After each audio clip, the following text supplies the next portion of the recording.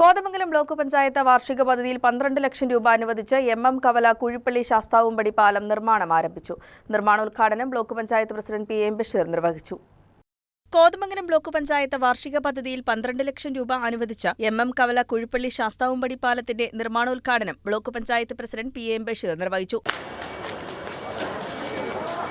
Kothamangalam block panchayat 2025-26 വാർഷിക പദ്ധതിയിൽ 12 ലക്ഷം രൂപ ചെലവഴിച്ചുകൊണ്ടാണ് എം കവലയിൽ നിന്നും കുഴിപ്പള്ളി ശാസ്താവിൻ്റെ പടിയിലേക്ക് പോകുന്ന ഈ പാലം തദ്ദേശ സ്വയംഭരണ സ്ഥാപനം ഉണ്ടായ കാലം മുതൽ ആ പ്രദേശത്തെ ജനങ്ങളുടെ വലിയ ആഗ്രഹത്തിന് ഇന്ന് തുടക്കം കുറിക്കുകയാണ്.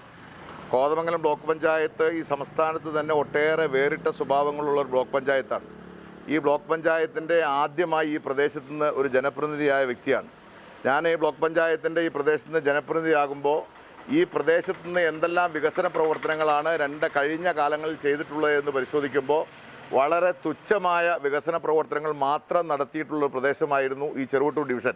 2010-15 കാലഘട്ടത്തിൽ അന്നത്തെ ഡിവിഷൻ മെമ്പറുടെ നേതൃത്വത്തിൽ 1,28 ലക്ഷം രൂപയുടെ വികസന പ്രവർത്തനങ്ങൾ മാത്രമാണ് നടന്നിട്ടുള്ളത്. പിന്നീട് 15-20 കാലഘട്ടത്തിൽ 1,31,000 രൂപയുടെ വികസന പ്രവർത്തനങ്ങൾ മാത്രമാണ് നടന്നിട്ടുള്ളത്. കോതമംഗലം ബ്ലോക്ക് പഞ്ചായത്തിനും അതോടൊപ്പം തന്നെ ഗവൺമെൻറ് തരുന്നതും സംസ്ഥാന ഗവൺമെൻറ്റിൻ്റെയും അതോടൊപ്പം തന്നെ കേന്ദ്ര ഗവൺമെൻറ്റിൻ്റെയും ഒക്കെ നിരവധി വിഹിതങ്ങൾ ലഭിക്കുന്ന ബ്ലോക്ക് പഞ്ചായത്ത് പരിധിയിൽ രൂക്ഷമായ കുടിവെള്ളക്ഷാമങ്ങളും അതോടൊപ്പം തന്നെ അടിസ്ഥാന സൗകര്യങ്ങളും ഇല്ലാത്ത നിരവധി പ്രദേശങ്ങൾ ഉൾപ്പെടുന്ന വളരെയേറെ പ്രത്യേകതയുള്ള ഒരു ഡിവിഷനാണ്. ഈ ഡിവിഷനിൽ എങ്ങനെ വികസന പ്രവർത്തനങ്ങൾ നടത്താമെന്നുള്ളതായിരുന്നു ബ്ലോക്ക് പഞ്ചായത്തിൻ്റെ ജനപ്രതിനിധി എന്ന നിലയിൽ എൻ്റെ ലക്ഷ്യം.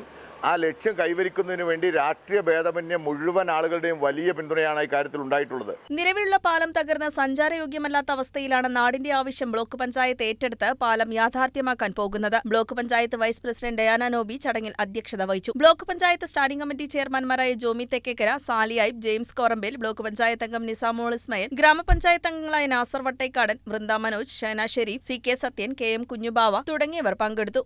News desk KCV news.